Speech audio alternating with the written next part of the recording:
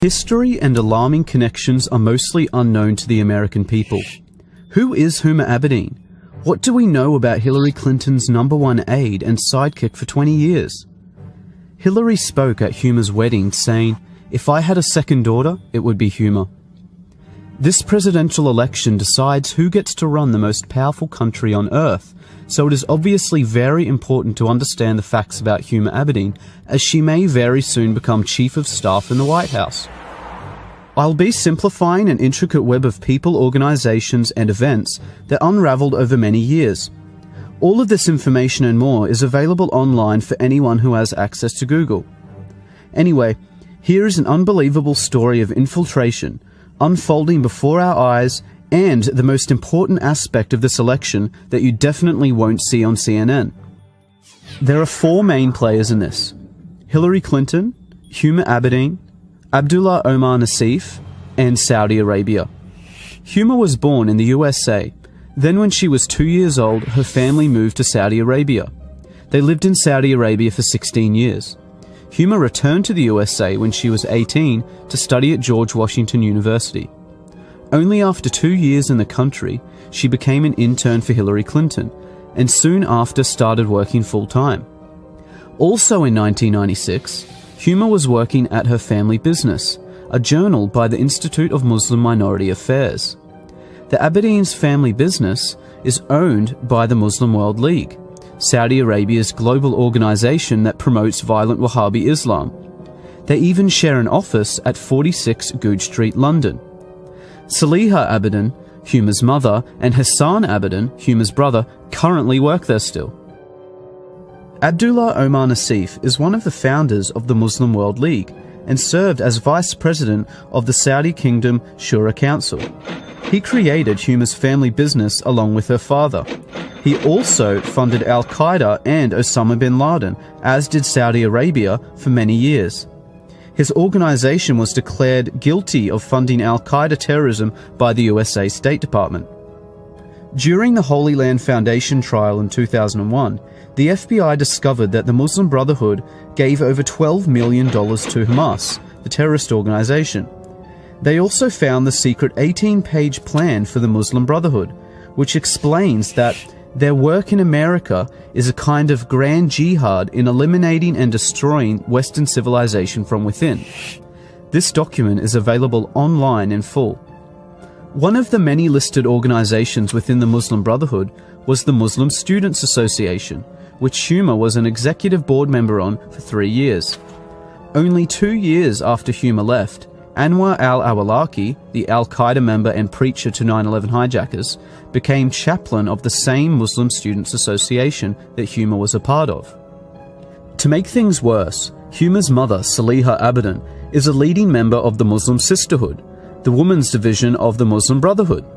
All of these organizations share the same goal and tell us repeatedly in plain English. They want to destroy Western civilization and replace our laws with oppressive Sharia law like you see in Saudi Arabia. On 9/11, Abdullah Omar Nassif, Saudi Arabia, and Al-Qaeda tried to do just that. Where was Huma that day? The top funders of the 9/11 attacks created Huma's family business. Huma was officially working for the terrorists and Hillary Clinton the day those towers fell. Huma Abedin has never come forward with any information about her Saudi co-workers. Absolutely none of Huma's connections were mentioned by her during the investigations into 9/11. She has made no mention of her relationship to Abdullah Omar Nassif, the Muslim World League, Muslim Brotherhood, or her current status at her family business, which could be of unimaginable assistance to the FBI and the CIA. Huma's mother still works for the Muslim World League, yet Huma has made no effort to distance herself from her mother or her radical views. Saliha Abedin is a leading Sharia activist who has, for example, published a book called Women in Islam that claims secular man-made laws enslave women. It supports female genital mutilation, the death penalty for leaving Islam, the legal subordination of women, and the participation of women in violent jihad. Hillary Clinton has flown to meet with Saliha Abedin many times. Huma says that her mother considers her to be a big deal and is proud of her. Huma's absolute silence on all questions regarding her extremist ties says far too much. How can someone with such close links to terrorism be allowed access to our top secret information and have security clearances? Especially since it was found that Huma was accessing Hillary Clinton's emails and physical documents. The Clinton Foundation received over $25 million from Saudi Arabia, and they also funded 20% of her election campaign. Saudi Arabia's massive influence on the Clintons and Obama administration has not gone unnoticed. The damaging results of Islamist influence on the USA and Europe is worthy of another dedicated report, as this is just the tip of the corrupt iceberg. But you can no longer deny that Hillary Clinton is actively working with a global movement whose goal is to destroy Western civilization, just for the selfish benefit of money and power. Huma is the previously hidden link between the Clintons and Saudi terrorism. Dozens of other people and organizations were left out of this for length. Any rational person should have high standards of evidence for claims such as this. So here is the fastest way to prove Huma's tie to Abdullah Omar Nassif that you can look up for yourself and is sourced by their own websites. Start at the website of Huma's family business, the Institute of Muslim Minority Affairs. See that Huma's mother, Saliha, and Huma's brother, Hassan, currently manage this company. Now go to the website for the Muslim World League, owned by Saudi Arabia and Abdullah Omar Nassif. Note the address is listed by their website, 46 Goodge Street, London. Now, back to Huma's family business. If you scroll down, you see that same address, 46 Goodge Street, London. Clearly anyone can prove in seconds that Huma's family business is owned by Saudi Arabian terrorists. Their own websites make no secret of this fact. There are no more excuses for Huma's silence. She has had years of opportunities to distance herself from terrorists and radical views, but would rather simply hide. The American people demand an explanation from Huma Abedin and Hillary Clinton before the election. One simple, straightforward question needs to be answered. Did Abdullah Omar Nassif create your family business, and were you working with him in any capacity on September the 11th, 2001? Yes or no? This year marks the 15th anniversary of the day Al-Qaeda murdered 3,000 innocent citizens. Let's not forget about it so quickly. Huma's security clearances should be revoked until she or Hillary directly address this national security threat.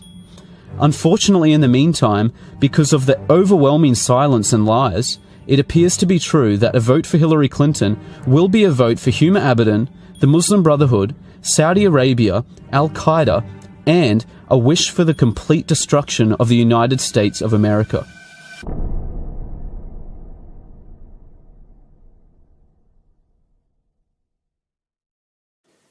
Notice how happy Hillary is around Huma. You know, body language tells it all. Body language tells everything. And here is why some people consider public life so distasteful. Because your emotions are on the stage for the world to see. You cannot hide your true emotions. And as you're going to see, when Hillary is around Huma, she is ecstatically happy. She is really, really happy. I mean, who wouldn't be? Huma is a beautiful young lady. And it's just natural. Just natural for anybody to be around beauty like that. You're going to be happy. So here's the pictures. I just thought I would share it with you. You cannot hide your true feelings. And that's why there are so many people out there who can see through Hillary like a cheap novel. I mean, you can really see her true feelings. Whether she's telling you the truth or whether she's lying. It comes out easy. And that's why I said lots of people consider public life so distasteful. Because it's hard to get on the public stage and lie easily. And you can see the wrinkles and the creases by the eyes. That's how you tell if somebody's truly smiling, a true smile, if they're really happy. If you try a fake smile, those creases will not be by the eyes. So here is a real smile by Hillary. The creases by the eye prove that it's a real smile by Hillary. She's happy and she enjoys being around humor. And like I said, who wouldn't? But that's how you tell if somebody's faking a smile or not. Because if you're trying to fake a smile, the creases around the corner of the eyes, they will not be there. So you can tell this woman is extremely, extremely happy to be around humor. And I just don't want to say it's just Hillary because, well, any red-blooded American man would be happy to be around her. Here's the proof. I mean, is that man happy? Sure, he's happy. So where am I going with this? Yeah, I mean, I think I made my point, but where are you going with this? Well, that's what I'm trying to say. When you're on a public stage, your emotions show through easily, and the lies are not easy to cover up. Here are the true emotions when Hillary's around Bill. Well, not so happy, huh? Not so ecstatic. So are you telling me, I'm not trying to imply anything here. I'm not trying to imply anything. I'm just saying she's really happy to be around Huma, but around Bill, I just don't see it. I just don't see the enjoyment factor. You make up your own mind. You make up your own mind, because I already have. I can see through this lady like a cheap novel.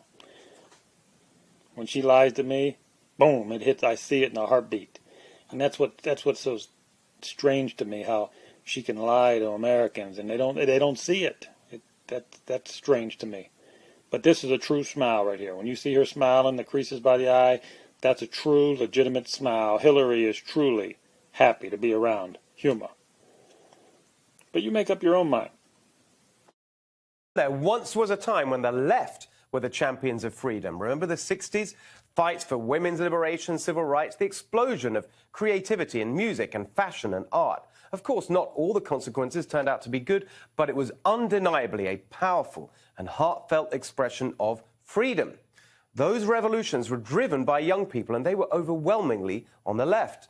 But look where the left is today. Instead of freedom, they stand for control. They are the new Puritans, marching around telling everybody off for the way they behave. You can barely say a word these days without some joyless leftist martinet pooping off about being unsafe or triggered or culturally appropriated or whatever the latest Orwellian epithet is about, sexism or racism or transphobia. Of course, sexism and racism and transphobia are wrong, but the way you fight those things is through judicious, thoughtful and considered activism, not the brain-dead mind control tactics of the new Puritans on the left. And the left today is not just puritanical, it's tyrannical. They tell you what you're allowed to think, what you're allowed to do, what you're allowed to say. If you transgress, you're shamed, punished, destroyed in some cases. They bang on endlessly about diversity and then proceed to crush the most important diversity of all, the diversity that is the foundation of human progress, diversity of thought. There is no freedom of thought, of speech, of anything on the left these days, only conformity, a miserable, joyless conformity as the new Puritans impose their intolerant, bigoted, narrow-minded worldview on everybody else. The left's new Puritans are taking over the Democratic Party and imposing their identitarian attitude on everything there. They'll probably nominate one of their own as their presidential candidate in 2020. And deservedly lose, because Americans love freedom. They hate being told what to do. That's why America was founded in the first place. It's why America became the greatest country in the history of the world. Young people especially hate being told what to do. There's bound to be a revolt against the left's authoritarianism and intolerance. So, while the Democrats might think their Puritan takeover is good politics today, it will come back and bite them in the end, because the instinct for freedom is deep and strong, and especially heartfelt in young people.